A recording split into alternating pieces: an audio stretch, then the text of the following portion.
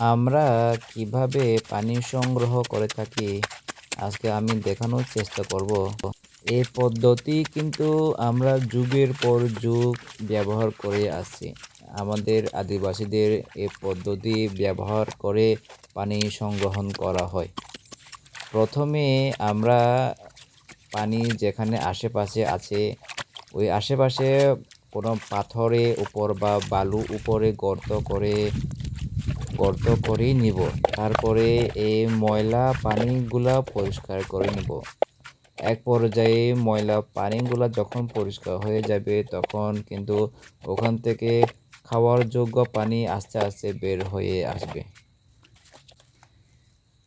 এখন 5 মিনিট অপেক্ষা করবো, এটা পরিষ্কার পানি বের হবে এখান থেকে।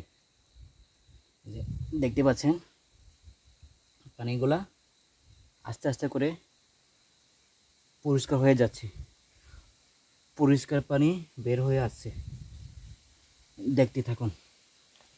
দেখতে পাচ্ছেন আস্তে আস্তে পরিষ্কার পানি বের হয়ে আসছে, কিন্তু এ পানি প্রথম ধাপের পানি কিন্তু খাওয়া যোগ্য হবে না, পরে ধাপের পানিগুলা খাওয়া যোগ্য হবে।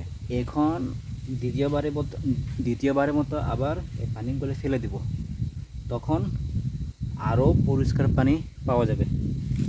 দেখি,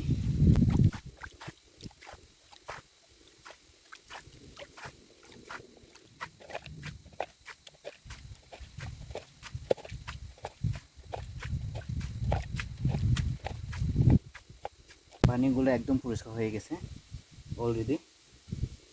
আমরা যারা পাহাড়ে বসবাস করি, আমরা যারা আদিবাসী পাহাড়ে জনগোষ্ঠীগুলা, তারা এভাবে দিনের পর দিন পানি সংগ্রহণ করে আসছে।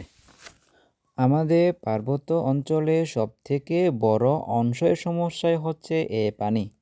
পানি হলো আমাদের সবথেকে বড় সমস্যা। যাদের গ্রামে বিদ্যুৎ নেই, এখনও পর্যন্ত বিদ্যুৎ নাগালেই পায়নি, এবং যাদের গ্রাম দুর্গম এলাকা, ওই সকল গ্রামে কিন্তু সবথেকে পানির সমস্যা দেখা যায়।